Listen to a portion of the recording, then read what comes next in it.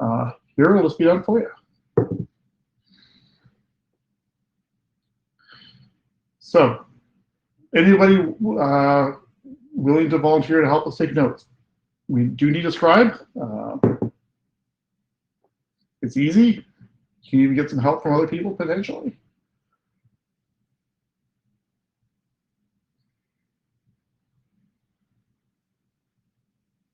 Chris Lemons, you are very welcome, and thank you for the offer. And don't forget to record your own name as the note taker in the Etherpad. All right, well, we have a scribe, and I'm assuming that people can watch and bring their own issues up from Jabber. We don't need a Jabber scribe, so. If somebody would like to monitor Jabber though, feel free to do so and raise your hand when we get to the discussion section. So we have a pretty full session today. Let me just go ahead. First of all, I want to make everybody aware that note well does apply. This is an official IETF meeting, so please read and familiarize yourself with the rules around contributions to IETF documents and the IETF in general. These are your two co-chairs. I'm Glenn Dean, and your other co-chair is David Lawrence. David, I don't think that photograph is quite accurate anymore, hair-wise. No, it's been a year, hasn't it, everybody? I was like you up to about 2 weeks ago, then I finally got the chop. So there is a future at barbershop. So you never know. We have a pretty packed agenda today. We're in the first 5 minutes here. We've done our Jabber scribe, we've done our note well. This is the agenda today. We'll have 2 sessions this week. The first one is a 1-hour session today, where we're going to attempt to cover 2 of the drafts that the working group has adopted. And then on Thursday, we have a second session on March 11th. And that's a 2-hour session, which will allow us for even more extended discussion. The format for today's session, and I'll call for agenda dashing in a second, is a little bit different than we've used in the past. So ADD's always thrived really well when given the opportunity to discuss things, and has really rejected the idea of being sort of a passive listener for an extended period of time. So what we've done now with these 2 adopted working group drafts is ask the editors, the authors, to pull out the issues that they need to raise to the group and to discuss, and to make those be the slides that get presented out. And so the format we're going to follow today is a very interactive one, where at each slide, issue discussion will be presented, and we will open up the mic line for people to make comments on that issue and try to capture them. And then once that's done in a reasonable amount of time, we'll move on to the next slide and the next set of issues.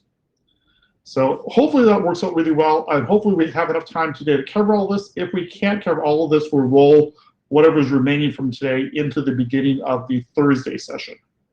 So with all that said, does anybody have an agenda bash or issues that they want to bring up?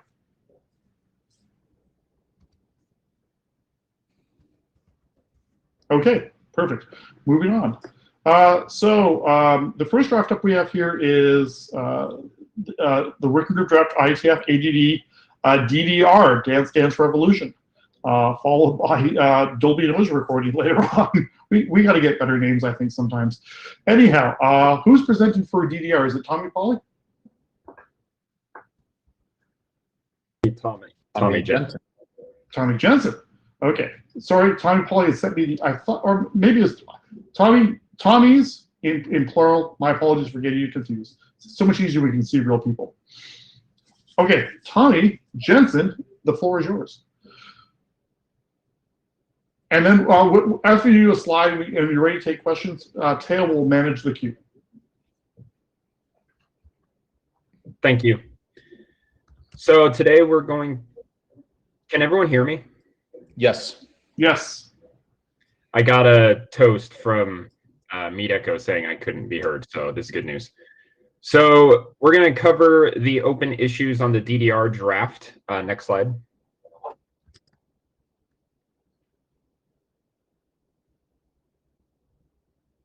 Issues 2 and 5 cover the use of address hints. As listed there, Our plans to address these are to revise the document to point out that resolvers should include the hints and that clients should use the IP address hints until there are a quad A values. This is in regards to the SVCB draft, which points out that hints are only to be used until the names can be resolved. Connections using those hints should or must meet the same cert requirements, meaning that the DDR process for confirming that the cert name covers the referring IP address still applies. Shares, I don't know, do you want to go through the slides and then do questions, or do questions? I think let's address them as little bite-sized morsels this time. So Ben Schwartz is ready to comment. Hi. So for IP hints, why do we need any why do we need any special text here? Right now, the draft doesn't indicate, or rather the draft just says that the process stops there. And the issue is that a compliant SVBC client needs to continue on. You could say that just referring to the draft covers that. So what I mean is, why are we even discussing hints in this? Apart from saying these keys are allowed. The idea is that a resolver should provide them to speed the process up, because otherwise there's an additional round trip to resolve the name, which itself, if the client has no encrypted DNS connection yet, is subject to attack. Okay. I think we should give that a little more thought. In particular, I think that's only true if target name is non-empty. Fair. Or rather non-default. Noted. Thank you. Okay. Thanks, Ben. We can go to the next slide. Oh, well, last call. Any other issues here to comment? Okay, thank you. Glenn, yep. So issues 3 and 4 are regarding the security considerations. One being concern around the use of a private IP address as a security mechanism.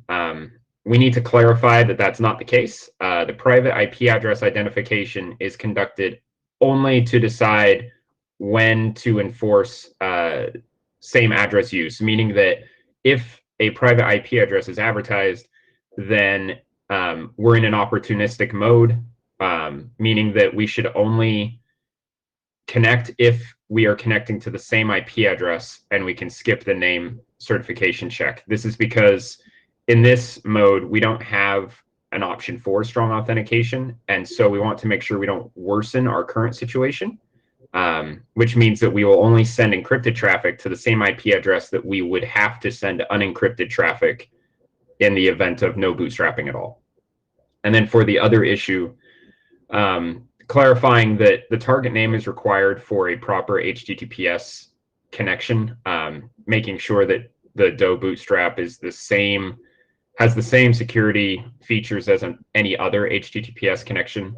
And then the referring IP address is required for validating the insecure bootstrap so that the client knows that the referral was agreed upon by both parties.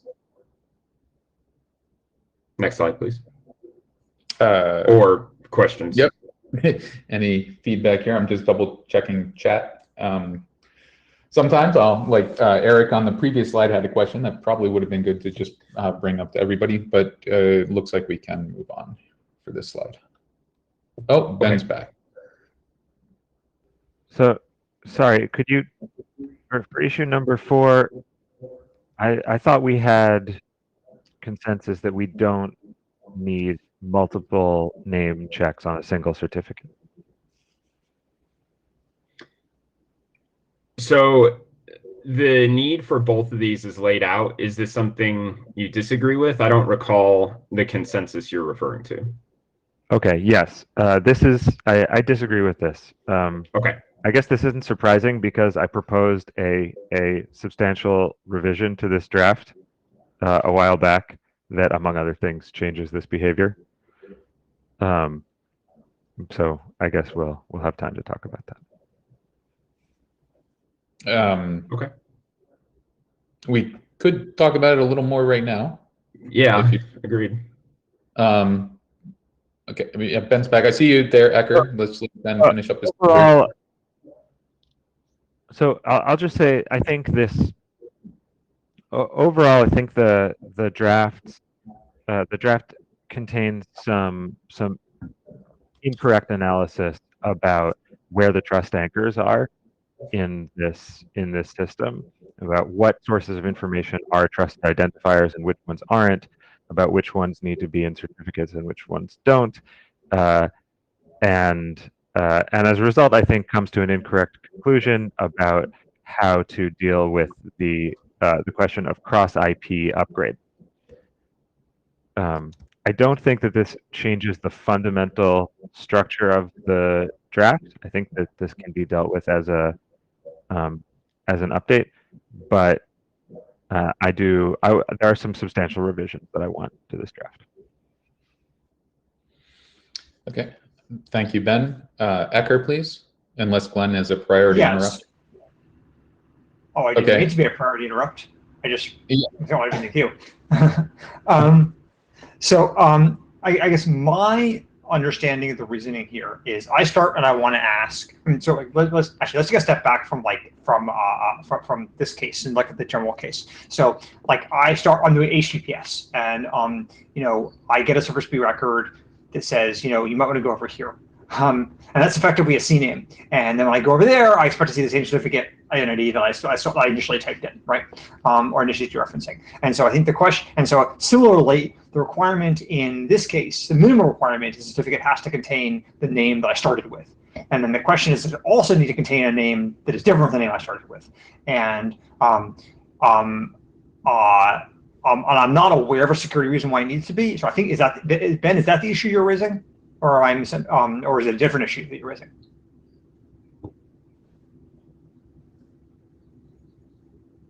I'm not sure that I can summarize this all Okay. in a nutshell here, except to say we just need to be very clear about which pieces of information are our starting points, and this draft has a few different modes. Essentially, I think in each mode we just need to be very clear about what is our initial identifier, the thing that we're holding onto that tells us what the resolver is, and then that's the only thing that we need to be checking. Right. The situation as I understand it is that I started with I'm an example.com and I started being told I should be going to nsnetexample.com, right? And I don't trust any information I receive allegedly from nsnetexample.com over to 53. And so then the minimum requirement is that when I connect to the thing I finally connect to, it better still be at nsnetexample.com or be able to demonstrate it. So I think that's the reasoning you end up with in this case. But yeah, I think it's right. Ben's right. I have to lay out in each case what the chain of security reasoning is that gets us to the point of being okay. I don't necessarily mind it having both names, but I don't think it has to have their referring IP address. Thank you, Ecker and Ben. Glenn, please. Hey, so Ben, I think you're bringing up some really good considerations here, and I'm wondering if maybe it would be useful, both for the discussion right now, but for people looking back at this discussion from the future, trying to understand the decisions we made and why. If you could maybe try to capture some of that thinking of the order of these things and what we need to be actually properly using for the establishment, and then maybe a few words on what we should be using for the establishment, either captured in this document or even as a separate document, because I think it's a really valuable conversation to have. And if the people that are so deeply invested in it right now are sort of bouncing around a little bit on this, maybe capturing that would be a very valuable thing to help the group understand better. But also I'm thinking long-term for people looking back and understand why we made the choices we did make. So I'm trying to give you some work, Ben. Thank you, Glenn. Tommy Pauly, please. Hello. Yeah, so I think we definitely should iterate on this and clarify things. To give a concrete example, and maybe Ben or Ecker, if you want to comment on this, the thing I'm thinking of in my head is, let's say that the thing I start with is that the user typed in 1.1.1.1 as their preferred DNS server. And so that's the only thing I know to start with. So I'm going to, if for some reason that's going to point me somewhere else, I want to validate. So let's say it points me to a v6 address that actually serves quad 1. I want to validate that you can cover the original address I started with. But also, if I'm doing DO here, and you've told me, hey, yeah, you're doing HTTPS, you have this authority, you have the name that you're actually having to ask for, cloudflare-dns.com, and a given path, it would seem very odd to tell the client, no, do not check that the HTTP server's TLS server that you're going to has the correct name in the authority that you're using in your HTTP request. So I think the logic here is that you cover the IP address because that's the original identifier you started with, but if you are going forward and making HTTP requests with an authority that's a different name, or doing further SVCB lookups to find other properties off of the DNS SVCB record based on that name, not the address, you would want to make sure that you have a legitimate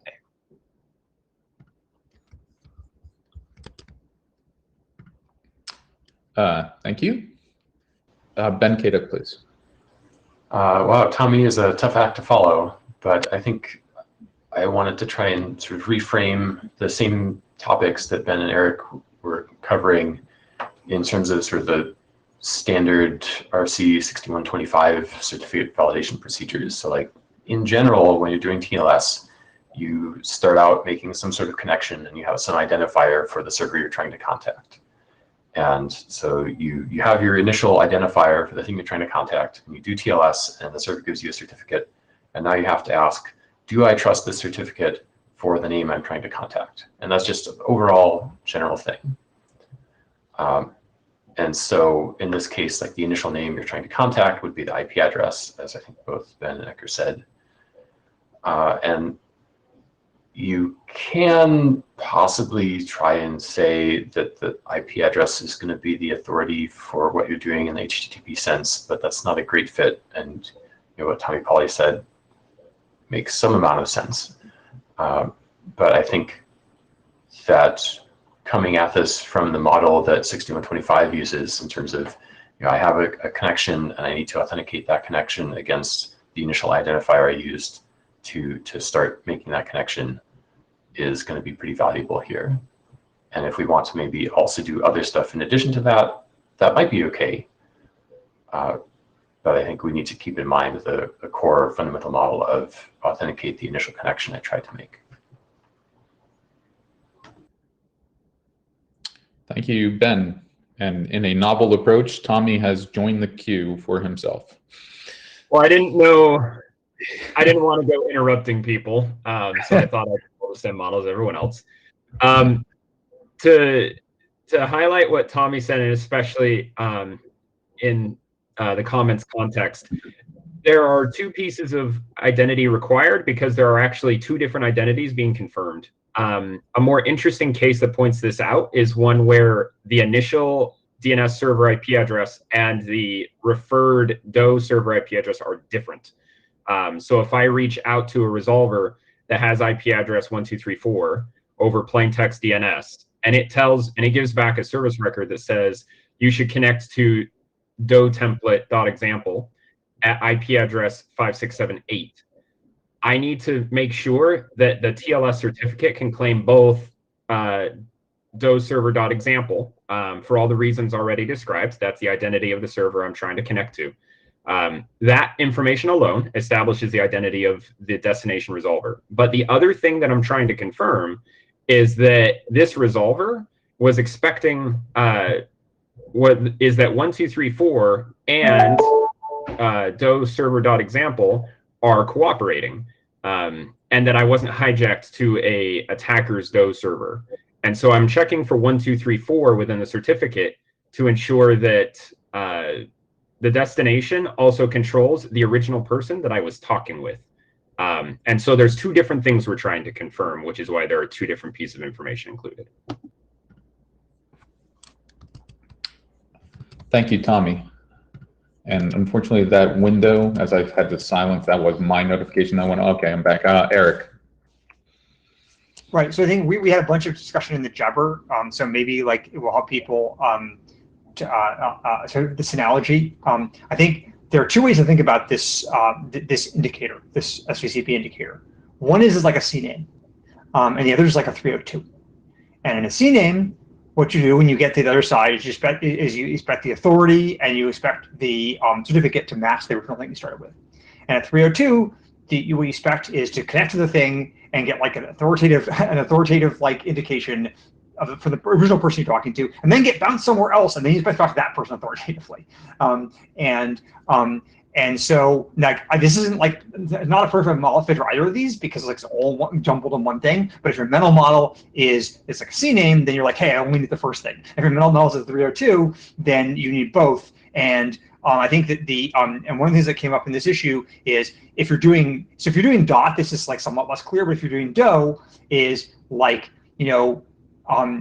is what are you shoving in the host header and what are you when you do the query, and is it the original IP address or whatever thing you configured with, or is it the thing that was stuffed in the SVCP record? And I agree with Tommy that if it's the second, then it is really goofy to be like, sorry, if you started with 1.1.1 and then it got bounced you to cloudflare.dns.com, and that's what you're putting in like the host header and the URL, then it's like super goofy to not check the certificate for that.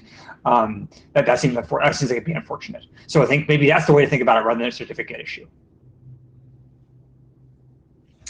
Thank you, Ecker. Ben Schwartz, please. So I think we have consensus that in this context, we do need the IP address in the certificate. The reason why, I think the core reason why I don't want us to have to put an additional name also in the certificate is that it's, first of all, it doesn't provide an additional security property, really, at least not if you actually trust that IP addresses and certificates mean I control this IP address. But secondly, it breaks the HTTP abstraction barrier.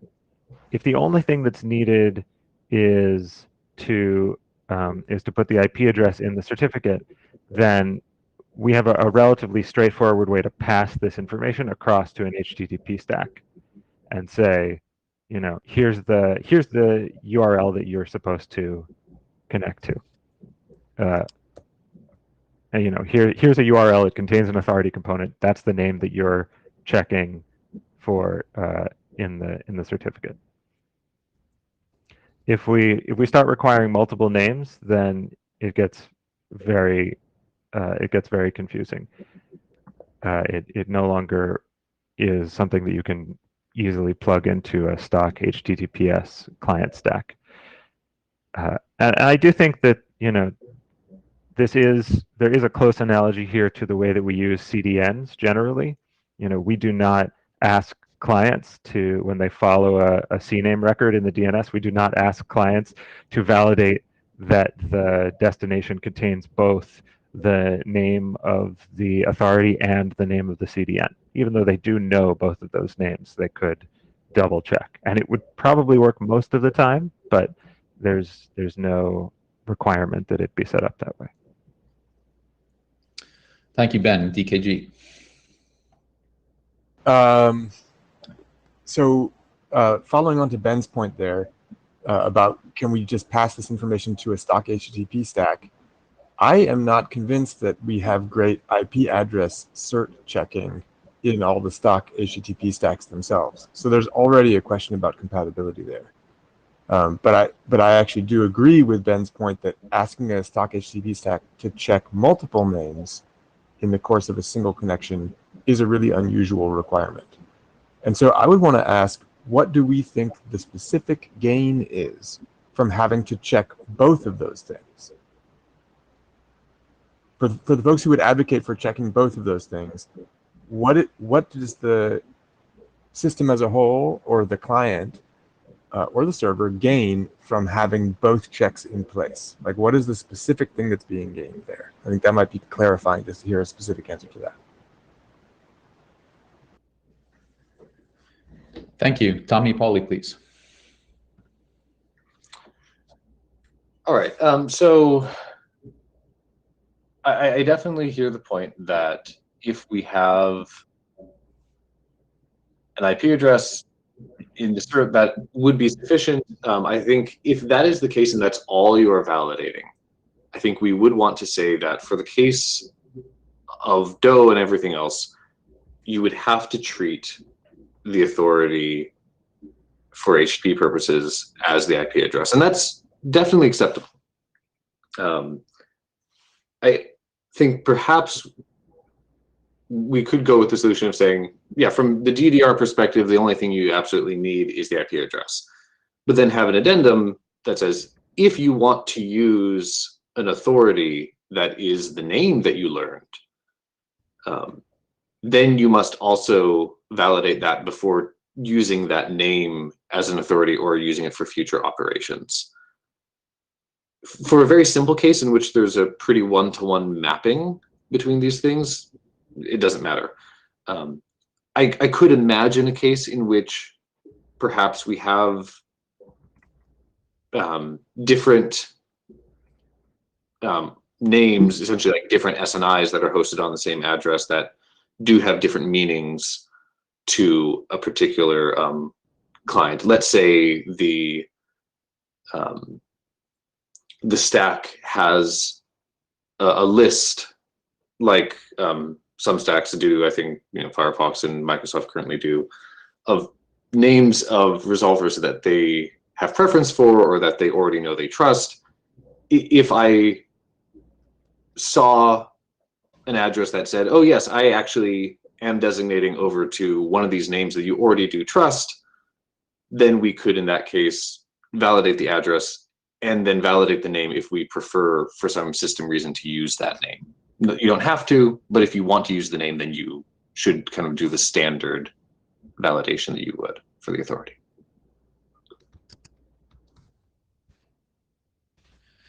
Thank you, Tommy. Eric Worth, please.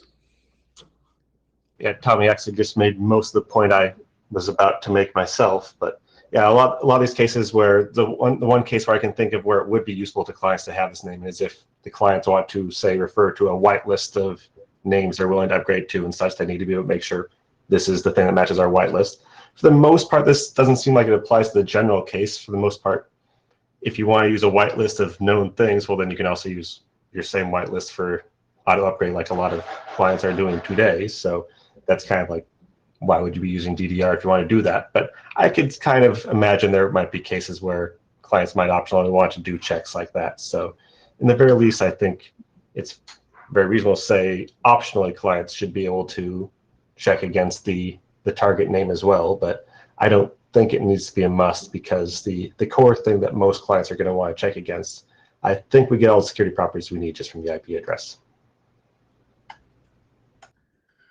Thank you. Ralph is currently the last one in the queue, and so let's please wrap up this discussion so we can move on to the next. It's been a great conversation, but Ralph Faber, please.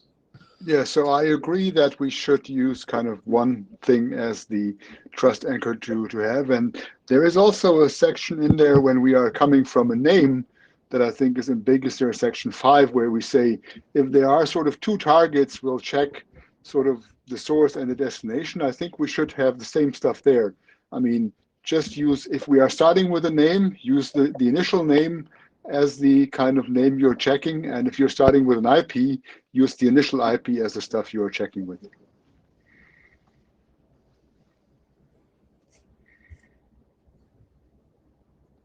That's all. Okay, thank you, Rob.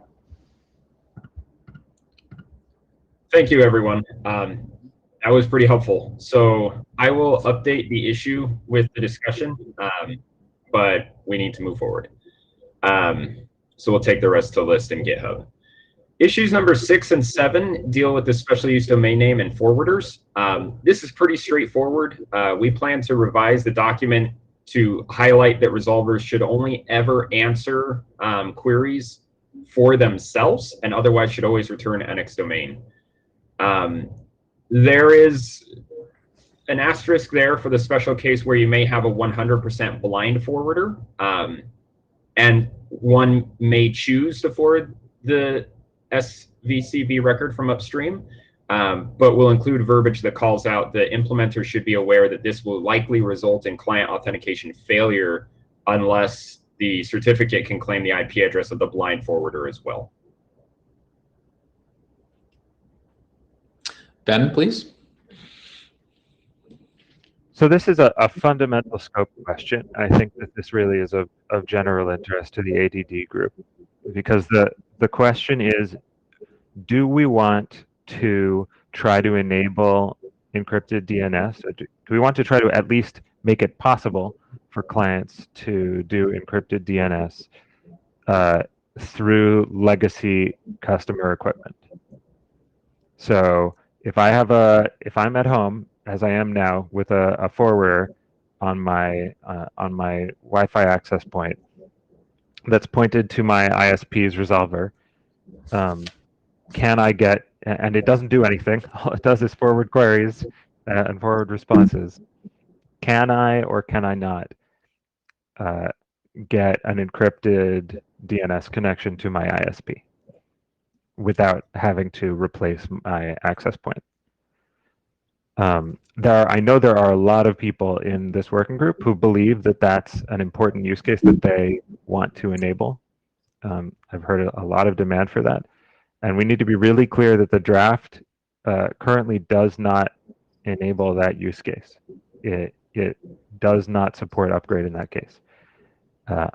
I believe that it is possible for us to enable a secure upgrade mechanism in that case, and I've written the text as a suggestion to the authors of how that would be laid out. But ultimately, it's up to the working group to decide whether we want to include that in the scope of this draft. Thank you, Ben.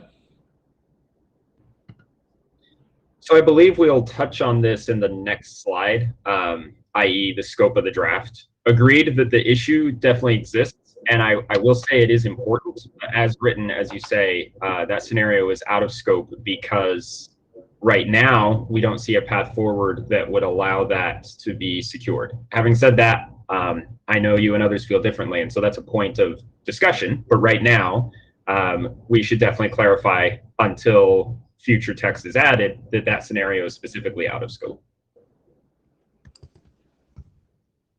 Next slide, please.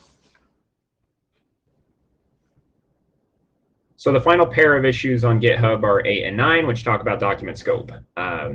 We should specify when local forwarders represent upstream resolvers, and why is the special use name necessary for opportunistic scenarios. So the clarifications we're proposing in the document are local forwarders designating upstream resolvers is out of scope, asterisk, unless the recommended DOE resolver can in fact claim the identity of the local forwarder. But the point is, the everyday scenario here, that can't be true because the local forwarder is a local IP address. The need for resolver metadata in the opportunistic case. The reason we need the special use domain name is so that we can retrieve things like, do you use a non-default port number, the name to be used in the cert checking, although that references the issue we were discussing earlier, that perhaps that's not a must and more of a should. But those are the reasons we require it. And that's the last slide, so. Okay, Eric Worth, if you'd like to comment, please.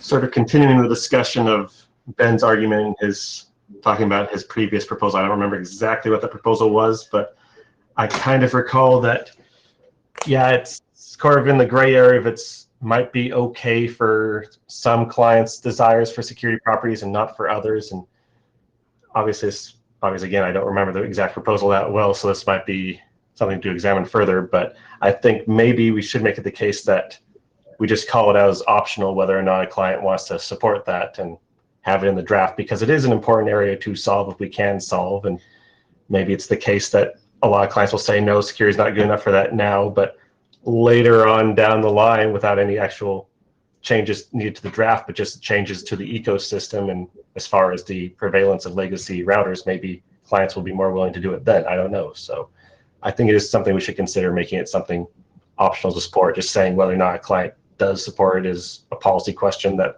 is out of scope for us to answer for them, but it's there as an option. Thank you, Eric. And with this, Tommy has come to the end of his set. If anybody wants some final comments here, I think we're going to move on to the next. And also, actually, in the interim here, thank you, Tommy. Daniel and Ben do have a couple of comments before we move on. And one of the things also, could you mention, by the way, just as we hope that this has been effective, rather than, for this specific issue of dealing with issues about, focusing conversation on each issue as we go.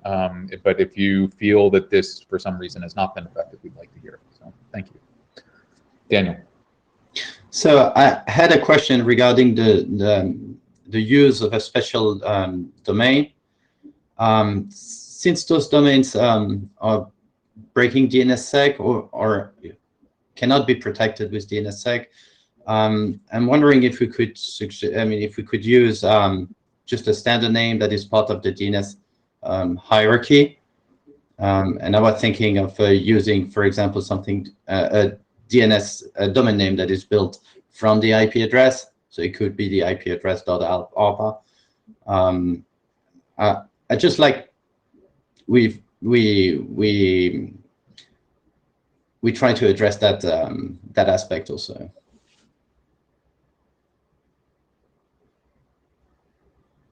So this is. Sorry, please go on, Tommy. Sure. So this is an interesting proposal. Let the other authors speak for themselves. My position on this is that the existing proposal is likely to have better adoption, given the rollout of DNSSEC compared to the reliance on PKI, in a nutshell. But certainly what you're proposing is possible. It's something we should discuss.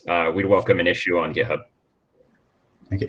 Do you want me to raise the issue on GitHub or? Okay. Yeah. Okay. Thank you, Daniel.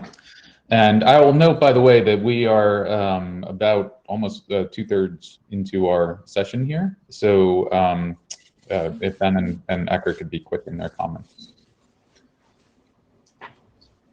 Okay. On the reverse note, I'll just say I think that tends to indicate, it tends to be associated with AS ownership of an IP address, which isn't exactly the same thing as operational, I have a box at this IP address. So I think that the semantic doesn't quite match. On the general forwarder question, I'll just float to the working group that if we, another alternative to consider is to try to split this into a separate draft. Let's say this draft scope is restricted to the same IP case, and make sure that it doesn't put up any roadblocks, and then add a second draft that talks about essentially forwarder bypass. Great. Thank you, Ben. And Ecker has chosen to save his comments for later, I suppose. So we are on to the next set. All right. So who is speaking to this draft?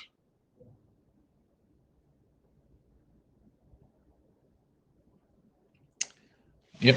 Yeah, go ahead, Mohammed. You can buzz yourself in.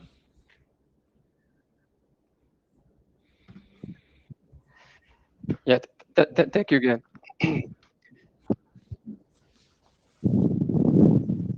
Yep, we can hear you.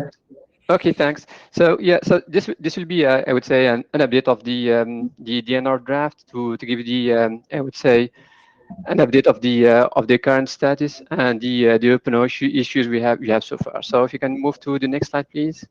Sure, and Mohammed, let me make one comment. If we don't get through all of your issues in this thing, so don't rush. We'll move them and carry on where we left off on the Thursday session, okay? So don't rush yourself, take the time you need. Okay, fine. Yeah, so in this slide, we are just, I would say, providing the pointer where we are tracking the issues. We have currently 3 open there. 2 of them were raised during the call for adoption. So we didn't reply to that to the, I would say, to discussion on the mailing list, because we didn't want it to interfere with the call for adoption for itself and to bring more technical discussion on it. But we didn't close that, and and this is stored on the, I would say, on the tracker itself. In this presentation, I would say, we will focus on one of the, I would say, on the issues that I would say triggered more discussion on the list. It was, I would say, a comment from Ben. It's basically to say that, yeah, we need to largely rewrite the document so that we harmonize with what the DDR are doing. So in the next slide, we will explain, in order to assess I would say, this issue, we need first to understand what is the information that we are discovering in the DNR specification, so that to be sure if there is really something that to be rewritten or if that is true. So as you can see in these slides, it's really the information that we are discovering here are really minimal. That means that we are not discovering a lot of information, only the required information to establish a connection with a server. And that information is an authentication domain name and also a list of IP addresses. The list of IP addresses and an alternate port number are really important, because we, as we explained in the next slide, we need to avoid, I would say, probing, and also we need to avoid falling into the legacy DNS, because otherwise we will be inducing other security constraints into the proposal, and we want to master and to control the information that we will convey directly using the DHCP and the DRR option. Next slide, Thank you. please. Ecker has a comment right on this, please. So I don't understand what, like, when we discussed adoption of this draft, I think there's pretty strong consensus that we should not attempt to reinvent the information model. Why aren't you just basically putting in an SVCP record? I mean, I'm sure how to encode it into a different fashion, but like the same information is what you need. So why aren't you simply, why don't we simply define a common piece of information and shove it in both places? Would you like to address that now, Mohammed? Can you just repeat your question, Eric, please? Sure. So it seems to me that the information you need here is that more or less the same information as in DDR. And so what you ought to be doing is taking the same information model, the SVCB record, or perhaps potentially re-encoded, and shove it in here. Yeah, that's one option to do. But for instance, if you refer to the DDR, the need, for instance, a name in order to, I would say, to ignite all the discovery process. And here in the specification, we are providing a means to provide this name. So that's why we have, I would say, an option to convey to you a name so that you can ignite your discovery process. Right, but so I'm saying don't do that. I'm saying shove the information in there directly.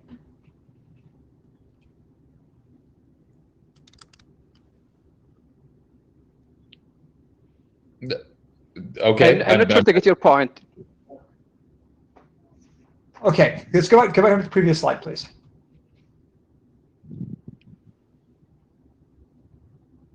So, like, let's take a look at this at the right-hand side, where you have like some addresses and you have a port number and you have some flags. Like, this is sort of vaguely like what SVCB and DDR have, but not exactly. So, like, have exactly that.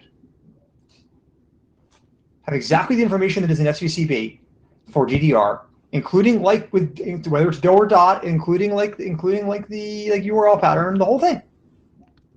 Yeah, that's true for the, I would say, for the list of IP addresses and for the port number. And this is what I was explaining in the, I would say, on the next slide, in which we in a previous version of the specification we had only the name, the authentication address name, and that authentication address name you can use directly, I would say, the SVCB in order to return the list of your IP addresses and the alternate port number. That's something But that there's can be. but there's more stuff in SVCB than the IP address and the port number.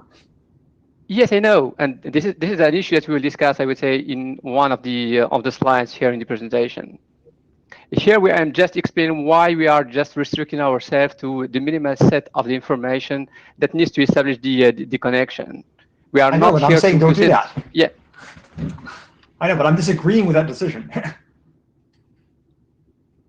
I'm saying, like, let us not try to reinvent this. Let us do exactly the same thing we did for DDR.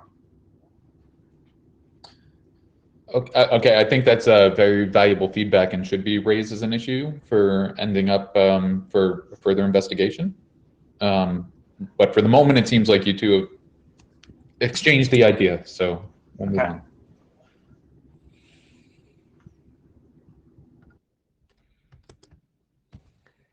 Yes. So as I mentioned earlier, so once you discover your name and I would say the list of IP addresses and the alternate port number, then you can use, I would say, what is defined in the DDR document in order to retrieve additional information from I would say from the server. Next slide, please.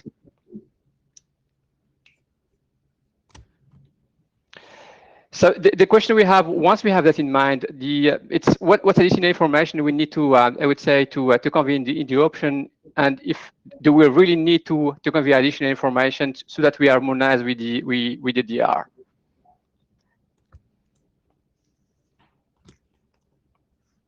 Ben Schwartz, please. Hi. So my preference here would be to just provide the name and let the client go through the DDR lookup process with the insecure resolver to get all the other information. I recognize that this costs some small number of round trips, but this is only on network association. It's not like a delay that, there shouldn't be a long delay. We're talking about round trips to the local resolver. So these round trips should be fast. And we're not talking about a delay that occurs on every page load or something. It's only at the time when you're connected to the network.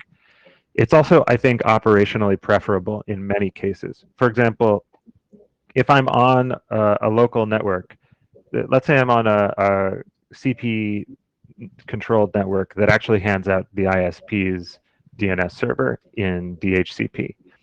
If the ISP wants to make any alteration to the configuration of its DNS server, with DDR, all it has to do is update its own records, and that will naturally propagate.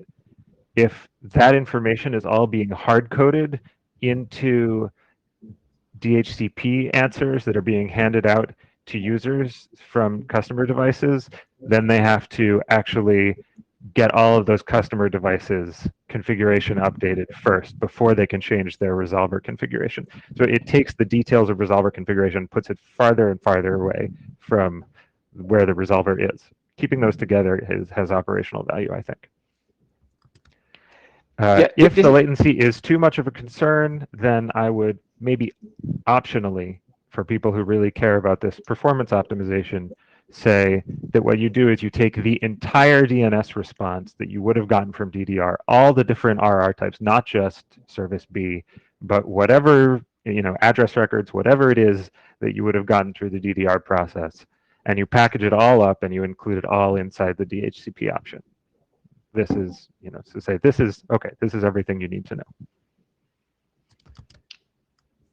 And then we don't have to define new formats. We don't have to worry about specs getting out of sync. And clients can be written to just take the same inputs from two different sources. Thank you, Ben. Tommy Jensen, please. So I'll point out that the additional RTTs are one concern. Another is security model. So as discussed in the draft, by putting all the information directly into DNR, a client can avoid making plain text DNS queries at all. And this is deemed as preferable for some networks as a trade-off, because as you say, using DDR means that the configuration can live closer to the resolver. On the other hand, using DNR allows the network to use protections for DHCP and RA, as discussed in the draft, that can protect against attacks on those technologies without necessarily needing to have something similar for DNS, which is the case today. Those technologies exist for DHCP RA, and so we protect against attacks on the DNS. Is another reason why. Sorry, I'm going to just jump in and respond and say I don't, I'm talking about the DDR Section 5 discovery using resolver names mechanism. And that mechanism doesn't rely on any security properties of the insecure DNS. Because the resolver, the ultimate resolver, is authenticated back to the original name that was provided. Then it's a named resolver. So a DNS attacker can't do anything except deny you service, which they could do anyway. Thank you. Good point.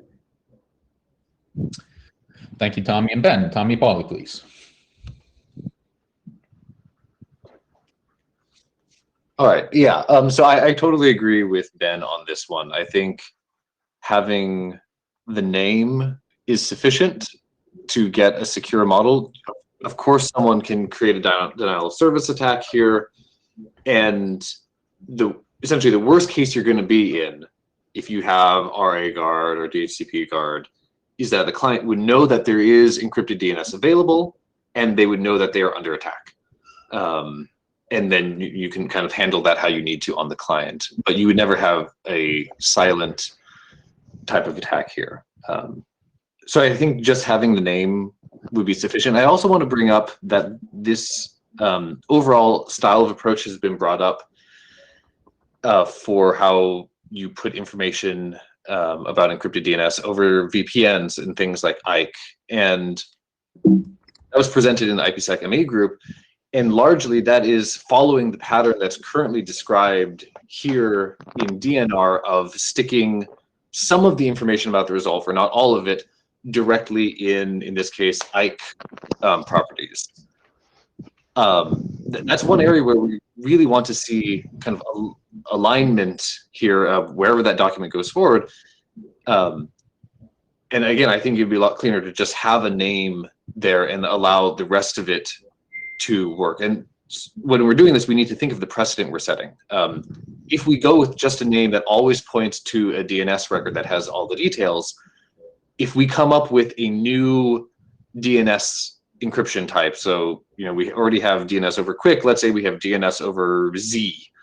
And DNS over Z, when that gets created and I want to start supporting that, it would be nice if I only have to update my resolver and then it can serve a DNS over Z SVCB record. If we go the other way, we're going to need to start updating DHCP servers, RA, IKE servers, and propagate this information into a lot of different places that have a lot of revs anytime we want to create a new protocol. Thank you, Tommy. Ecker, please.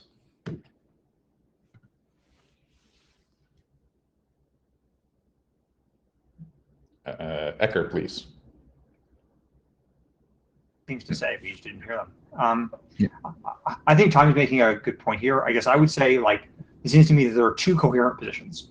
One is, like, just have a name and then do DDR, basically.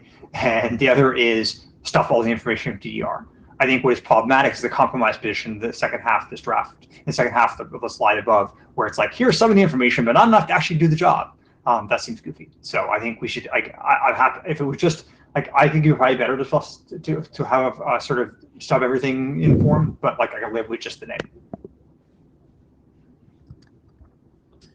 Thank you. Oh, we lost Mohammed, it looks like, for feedback. But Tiru's here, so Tiru, please. Hello, everyone. Can you hear me? Yes. Yeah. We started with just the name, but then when we saw the SVCB DNS draft that Ben had published, which was being used by DDR, was not mandating DNSSEC, then we started looking into other ways because of the possible external attacks that could basically modify the DNS response. But if that draft gets updated to say DNSSEC is mandatory, then probably that covers the scenario of any man-in-the-middle device modifying the responses, and all that this draft could publish is either the ADN or the entire stuff that the SVCB is giving. So IDN is much simpler, that we could just stick to that and we don't have to worry about new protocols of DNS coming up or new DNS records to resource types coming in. So that would, I think if that change happens, probably then the security model remains intact, that even if there's a clear text DNS query that goes outside the home network or enterprise network, it's still being intact, and the only damage that an attacker could do is drop the packet and not modify it. Okay. Thank you, Tiru. Mohammed, did you have something else you want to comment on the prior feedback? You dropped for a moment there. Yeah, I think I'm hearing, I would say, the comment we are receiving, and yeah, this is actually that's something that we had in the past, that we started only, I would say, with one option, and then we completed, as I would say, as the working group is progressing on the security assessment part. What we were hearing from the working group is that the working group is I would say is really sensitive to the attacks, both the internal one and the I would say the external ones. So that's why we have added, I would say, this the list of IP addresses to be directly communicated by the DHCP, because we thought that at least we solve the external attack, and there is only the room from the internal one. So yeah, there is a trade-off there. So. And by the way, in the specification, we don't have any, I would say, any. It is not mandatory to return both the name and the IP address. This is really something which is really deployment specific. What we have so far in the document is it is recommended to return, I would say, the name, and then you can return directly the list of IP address. But if there is no list of IP addresses that are returned by the, I would say, by the server to the client, because this is, I would say, a decision by a local deployment, we have a discussion in one of the slides that you can, if you can just please move to slide number 8, please. Well, Mohammed, actually, we're going to be, by the way, wrapping up the slides here. So this is going to be the last issue we're discussing before the end of the session. Okay, that's fine. So this is basically the issue we are discussing. We are struggling with that. So if the current, as I mentioned, the current specification does not forbid, I would say, a deployment to return only a domain name. But then the question for us is what we will do with that domain name. Should we just, I would say, use the list of the legacy DNS server and then to establish your authenticated connection and go on, or you just rely I would say, the name to using the SVCB and then do the job. So I would say that there's a lot of trade-offs there. There are some, I would say, some pro and cons. So yeah, we would like to hear from the working group, which I would say what the working group want us to have in the document. But for that to happen, we need more discussion and more inputs on that. Okay, thank you, Mohammed. DKG, please. Thanks. So, sorry, I am worried I'm a bit confused here, but the distinction between just the name or full DNS records stuffed in, seems like there might be a distinction here if the DHCP server or the RA comes with multiple DNS resolver IP addresses. If you stick just the names in, then you have a problem with linking the name to which IP addresses are in use, right? Like maybe I offer 1.1.1.1 and 8.8.8.8, and I say the names are cloudflaredns.com and Google, dns.google. But you don't necessarily tie them to the right IP addresses. Whereas if you stuff DNS records, you actually do get the linkage between the IP address and the domain names. So just wanted to point out that linkage issue there for interpreting data. Thank you. And last word for this set of slides right now will be Ben Schwartz, please. Hi. So I wanted to try to answer Tiru's question about DNSSEC. So if you look at DDR section 5, you'll see that it specifies how to connect to a server using the DDR method when you start with an authentication name. And the key thing is that regardless of whether the DNS records that you're using along the way were valid or were in fact forged, when you finally reach the server, you do TLS and you do authenticated TLS and authenticate it back to its name. So it doesn't matter whether your DNS was secure up to that point.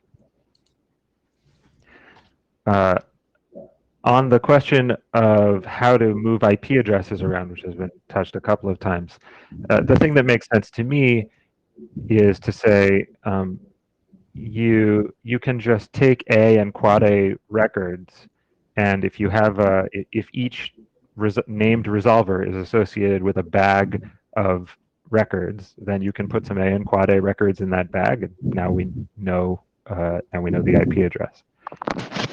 And if you don't have those hints, then you still don't have a linkage problem in my view, because CloudflareDNS.com and all the others are global names. They are resolvable, so you can just do A and quad A queries for those names and get the IP address.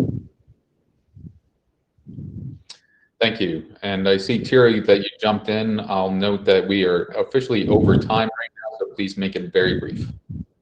Yeah, hey Ben, I got your point. There's no point that the TLS certificate authentication will fail if an attacker modifies it. But the bigger problem is, for example, if the client prefers to use, let's say, DOQ and it doesn't support others, and if the attacker strips the other to that protocol that the client supports, then the client will never be able to pick that. So there are threat vectors possible that if you don't use DNSSEC, then the client would be forced, because he realizes the server is supporting something like a new protocol, and it has no support for it, and it just gives up, right? So the attack modifying the DNS response need not be to point to a malicious server. It could be just to show some properties of the server that the client deems it's incapable of connecting to and just gives up, right? Thank you, Tiru and Mohammed.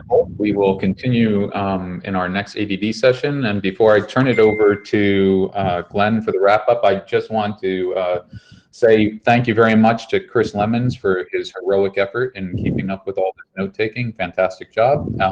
Tremendous help for us as a working group. Thank you. And just as a final wrap up, next session will be on Thursday at 12 noon GMT. I've been told that there is no coffee and there are no cookies in the lobby currently. So if you need those things, you're on your own. Somehow we didn't get them provisioned in time. So thank you, and we'll see you on Thursday.